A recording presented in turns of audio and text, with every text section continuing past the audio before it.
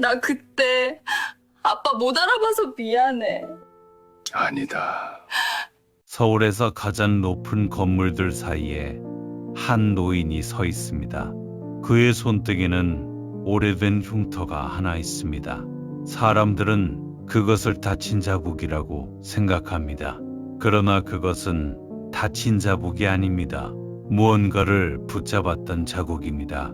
1978년 여름, 섭씨 50도의 사막, 그가 29이던 해 이야기입니다. 1976년 서울, 5.1 쇼크가 지나간 나라는 아직 가난했습니다. 기름값이 4배로 뛰던 그 해, 공장은 문을 닫았고 일감은 끊겼습니다. 김만수, 27, 용접공, 학교는 국민학교가 끝이었고 가진 것은 손 하나였습니다. 그의 봄, 그 손이 석 달째 놀고 있었습니다. 벽에 걸어둔 용접 마스크에는 먼지가 앉았습니다. 딸 용주는 4살이었습니다. 기침이 넉 달째 낫지 않았습니다. 아내 수님은 밤마다 남의 옷을 꿰맸습니다. 바늘값을 빼면 하루 품삯이 계란 몇 알이었습니다. 병원에서는 큰 병원에 가보라고 했습니다. 큰 병원에 가려면 돈이 있어야 했습니다. 그는 그날 밤 마루에 오래 앉아 있었습니다. 가장이 할 수 있는 일이 없다는 것, 그것이 가장 견디기 어려운 종류의 가난이었습니다. 그리고 다음날 아침 골목 전봇대에 종이 한 장이 붙었습니다. 사우디아라비아 건설기능공, 모집 용접공, 우대, 국내 임금의 3배 이상. 만수는 그 종이 앞에 오래 서 있었습니다. 그날 저녁 그는 밥상 앞에서 아내에게 그 이야기를 꺼냈습니다. 아내가 물었습니다. 얼마나요? 3년. 수님의 숟가락이 상 위에 내려앉았습니다. 올해 아무 말이 없었습니다. 영주가 7살이 되겠네요. 아내는 말리지 않았습니다. 말릴 수 있는 형편이 아니라는 것을 두 사람 다 알고 있었습니다. 그러나 가고 싶다고 갈 수 있는 것이 아니었습니다. 그해 봄, 용접공 실기 시험장에는 200명이 왔습니다. 뽑는 사람은 30명이었습니다. 대부분은 자격증이 있었습니다. 공고를 나오고 조선소에서 일한 사람들이었습니다. 만수의 손은 비어 있었습니다. 그리고 그날의 시험 과제가 붙었습니다. 육지, 파이프를 눕히지도 세우지도 않고 비스듬히 고정해 놓은 채 아래에서 위로 붙여 올라가는 자세입니다. 용접에서 가장 어려운 자세로 꼽힙니다. 시작한 지 10분 만에 여러 명이 손을 들었습니다. 쇳물이 중력을 이기지 못하고 흘러내리기 때문입니다. 만수는 의자에 앉지 않았습니다. 바닥에 그대로 누워 파이프 밑으로 몸을 밀어 넣었습니다. 불티가 얼굴로 떨어졌지만 그는 피하지 않았습니다. 피하면 손이 흔들리고 손이 흔들리면 선이 끊기기 때문입니다. 그가 붙인 자리는 물결처럼 규일했습니다. 시험관이 그 앞에 멈춰 서서 물었습니다. 어디서 배웠나? 배운 데는 없습니다. 10년 했습니다. 그는 30명 안에 들었습니다. 출국 전날 밤 그는 딸의 얼굴을 오래 들여다봤습니다. 3년 뒤에도 이 얼굴을 알아볼 수 있을까? 그때는 그런 걱정을 할 여유조차 없다고 생각했습니다. 1976년 8월 김포공항. 그날 비행기에는 남자들만 가득했습니다. 유리창 하나를 사이에 두고 가족들이 서 있었습니다. 그는 태어나서 처음으로 구름 위를 날았습니다. 옆자리 청년이 창밖을 넘겨다보며 물었습니다. 형님, 저 아래가 바다입니까? 글쎄 나도 처음이다. 그 청년은 22, 이태식이라고 했습니다. 어머니 집을 지어드리는 게 꿈이라고 했습니다. 그리고 문이 열렸습니다. 밀려든 것은 빛이 아니라 열기였습니다. 섭씨 50도, 태식이 얼떨떨한 얼굴로 중얼거렸습니다. 형님, 이게 바람입니까? 그것은 바람이 아니라 벽이었습니다. 사우디아라비아 주베일. 그들이 도착했을 때 그곳에는 아무것도 없었습니다. 모래와 바다뿐이었습니다. 그 빈 바다에 항구를 짓는 공사였습니다. 수십씩 미터의 바다를 길이 8km로 메우고 그 앞바다에 30만 톤급 유조선 4척이 동시에 접안하는 시설을 세우는 일. 2달 전 한국의 한 건설사가 이 공사를 따냈습니다. 공사 금액 9억 4천만 달러. 당시 대한민국 정부 예산의 4분의 1이었습니다. 해외 언론은 이것을 20세기 최대의 역사라고 불렀습니다. 십장 박상철 46. 그가 만수에게 처음 한 말은 이것이었습니다. 여기선 낮에 자고 밤에 일한다. 살고 싶으면. 그리고 첫 달 공사가 멈췄습니다. 발주처 감리가 한국인 용접공의 기량을 믿지 못했습니다. 이 사람들 자격증이 없다. 전량 재검사한다. 그때까지 용접 금지. 하루에 수십만 달러가 나가는 공사가 그대로 멈춰섰습니다.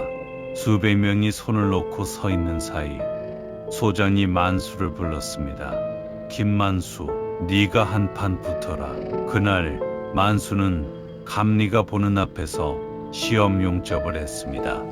그리고 그 용접부를 X선으로 찍었습니다. 감리는 필름 앞에 오래 서 있었습니다.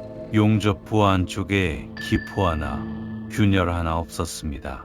감리가 짧게 물었습니다. 누가 가르쳤나? 아무도 안 가르쳤습니다. 이틀 만에 공사가 다시 돌아갔습니다. 박상철이 만수의 등을 툭 쳤습니다. 네 손이 자격증이다. 밤이 되면 사막에 불이 켜졌습니다. 낮에는 일할 수 없었기 때문입니다. 이 현장에는 하루 최대 3,600명의 한국인이 있었습니다. 3년 반 동안 그 불은 거의 꺼지지 않았습니다. 하루에 소금 알약을 6알씩 먹었습니다. 먹지 않으면 땀과 함께 몸이 빠져나갔기 때문입니다. 새벽 5시에 일이 끝나면 그들은 자리에 눕는 것이 아니라 쓰러졌습니다. 그리고 잠들기 전에 편지를 썼습니다. 순임아, 여기는 덥다. 그러나 견딜만하다. 그는 매번 그렇게 썼습니다. 견딜만하다고. 그 편지에 쓰지 않은 것들이 더 많았습니다. 월급의 대부분은 곧바로 한국으로 보냈습니다. 그가 손에 쥔 것은 담뱃값 정도였습니다. 그 돈이 서울의 병원비가 되었습니다. 영주의 기침은 그해 가을에 멎었습니다. 1977년 3월 이 현장에서 사람들이 들고 일어났습니다. 임금이 밀렸고 식사는 산에 있었습니다. 사우디 정부의 방위군이 투입되어 진압했습니다. 주동대로 지목된 사람들은 한국으로 돌려보내졌습니다. 만수는 아무것도 하지 못했습니다. 그날 이후에도 불은 다시 켜졌고 사람들은 다시 일하러 나갔습니다. 아름답기만 한 이야기는 아니었습니다. 일요일 저녁이면 그들은 라디오 앞에 모였습니다. 태식이 말했습니다. 형님, 저 돌아가면 어머니 집부터 지을 겁니다. 마당 있는 걸로? 박상철이 대답했습니다. 그래, 마당 있는 걸로 지어라. 1977년 7월, 그날은 공기에 쫓겨 낮 작업이 있었습니다. 태식이 비틀거리다 무릎을 꿇었습니다. 헬멧이 모래 위를 굴렀습니다. 16병이었습니다. 22이었습니다. 유품은 가방 하나였습니다. 붙이지 못한 편지가 그 안에 들어 있었습니다. 어머니, 이번 달에는 조금 더 보냅니다. 걱정 마십시오. 그날 밤 만수는 소장실 문을 열었습니다. 그리고 책상 위에 그 편지를 내려놓았습니다. 낮 작업 없애주십시오. 소장이 고개를 들었습니다. 공기가 릴린다. 사람이 밀립니다. 물하고 소금 현장에 두게 해주십시오. 그거 하나면 저 아이는 안 죽었습니다. 소장은 오래 그 편지를 내려다봤습니다. 다음 주부터 낮 작업이 없어졌습니다. 현장 곳곳에 물통과 소금이 놓였습니다. 그것을 얻는데 22살 하나가 들었습니다. 만수는 그 편지를 대신 붙였습니다. 그 무렵 한국에서는 아무도 해본 적 없는 결정이 내려졌습니다. 사우디에 세울 철구 조물 전량을 울산에서 만들어 배로 끌고 간다. 재킷이라 불린 그 구조물은 하나의 무게가 550톤, 10층 빌딩만 한 쇳덩어리였습니다. 89개가 필요했고 1만 2천 킬로미터를 19번에 걸쳐 실어 날라야 했습니다. 경부 고속도로를 15번 왕복하는 거리를 쇳덩어리를 실은 배가 한 달 넘게 건너왔습니다. 그리고 1978년 봄 수평선에 그것이 나타났습니다. 사막에서 일하던 사람들이 하던 일을 멈추고 바다를 봤습니다. 박상철이 먼저 입을 열었습니다. 저게 울산에서 온 보다. 저걸 사람이 끌고 왔습니까? 설치를 이틀 앞둔 밤이었습니다. 재킷의 용접 이음매를 훑던 만수의 손끝이 한 곳에서 멈췄습니다. 이거 갈라졌습니다. 현장 디사가 드물었습니다. 어디가? 아무것도 안 보이는데 안쪽입니다. 머리카락보다 가느다란 선이었습니다. 소장이 그를 노려봤습니다. 내일 모레 설치다. X선 다시 걸면 사흘 밀린다.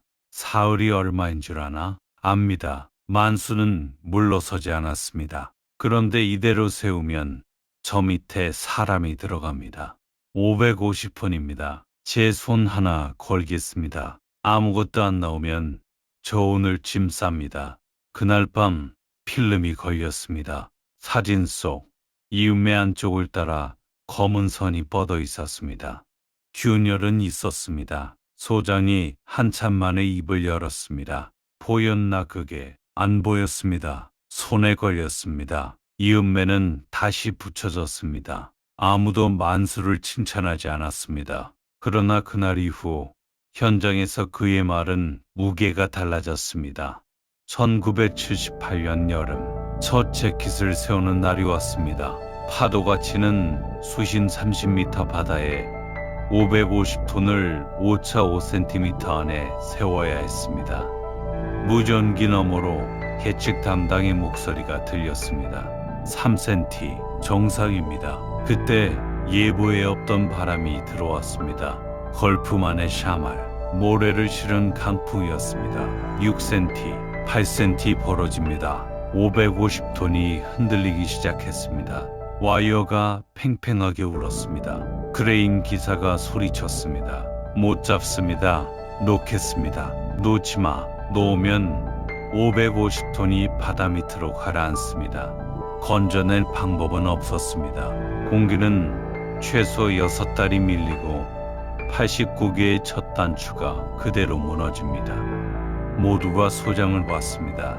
소장이 만수의 이름을 불렀습니다. 김만수, 내려가겠습니다.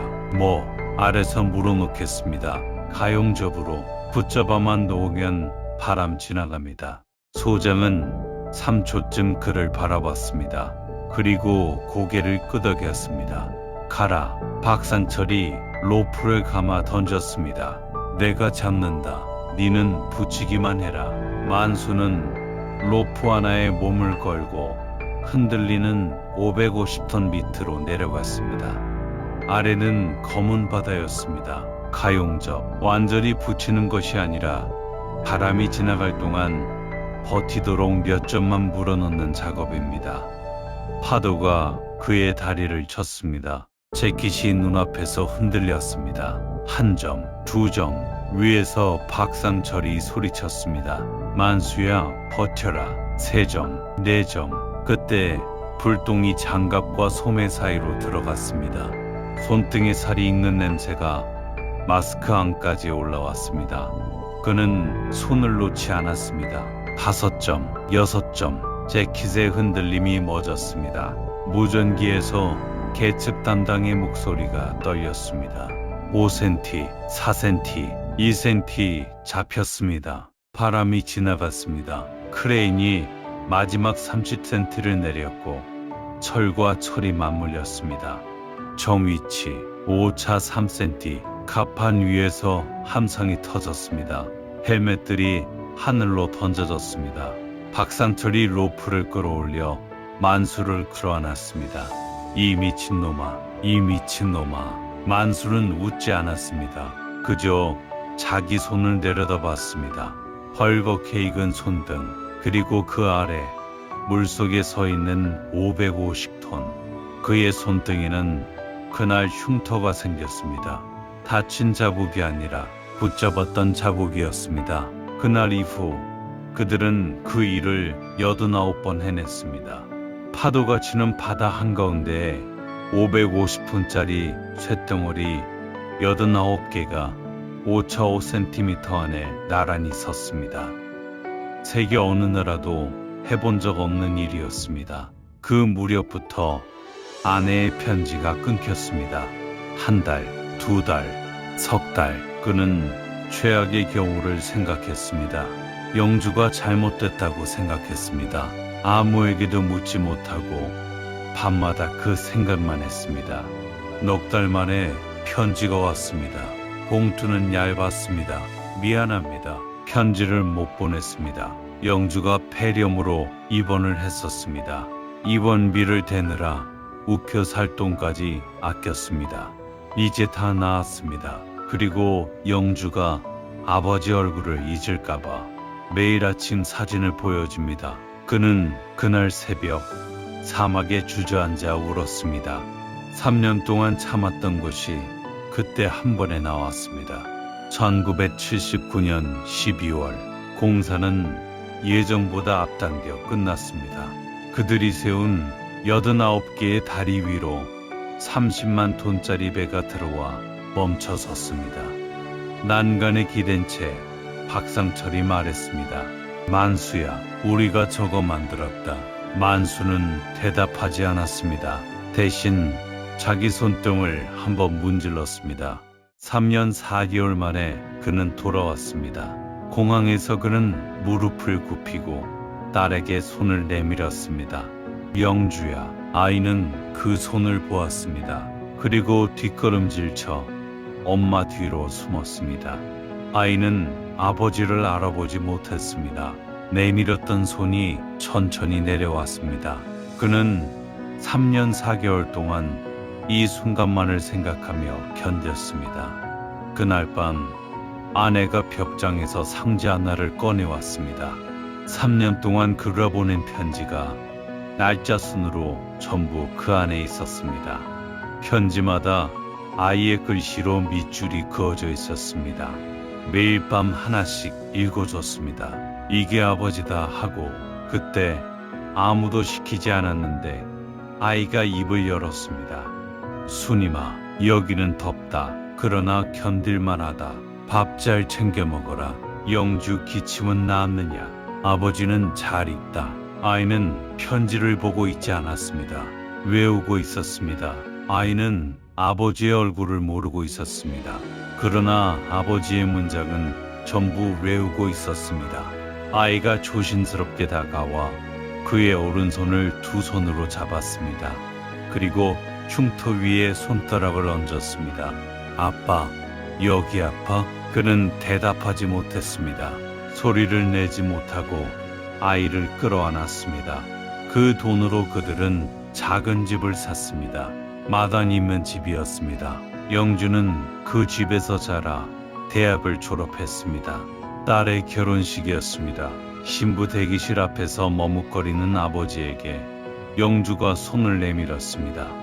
만수가 그 손을 잡았습니다. 흉터난 오른손이었습니다. 영주는 그 손을 두 손으로 감싸고 그 위에 이마를 댔습니다. 아빠, 나 그때 아빠 못 알아봐서 미안해. 만수가 고개를 저었습니다. 아니다. 네가 내 편지를 외우고 있었는데 알아본 거다. 아버지가 딸의 손을 잡고 걸어 들어갔습니다. 그 손등의 흉터가 하객들 사이로 지나갔습니다. 그리고 그는 해마다 한 사람의 이름을 부릅니다. 태식아, 네 어머니 집 마당 있는 걸로 지었더라. 박상철은 오래 살았습니다. 두 사람은 해마다 한 번씩 만났습니다. 늙은 십전이 바다를 보며 말했습니다. 우리 잘 살았제? 예, 형님. 오늘의 서울. 노인이 손녀의 손을 잡고 빌딩 사이를 걷습니다. 6살 손녀가 걷다 말고 할아버지의 손을 들여다봅니다. 손등에 흉터. 할아버지, 여기 아파? 오래전 그 목소리가 그 위에 겹칩니다. 이번에는 그가 대답합니다. 아니, 하나도 안 아프다. 그가 사막에서 붙잡은 것은 550푼짜리 쇳덩어리였고 서울에서 붙잡은 것은 이 아이의 오늘이었습니다. 그 시절 열사의 땅에 다녀오신 모든 분들께 당신들이 지은 것은 건물이 아니라 우리들이었습니다. 1975년 6천 명이던 중동 파견 근로자는 1982년 15만 명을 넘었습니다. 그들이 보낸 돈이 오늘의 대한민국을 지었습니다.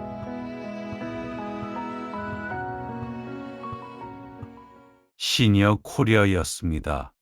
구독, 좋아요 부탁드립니다.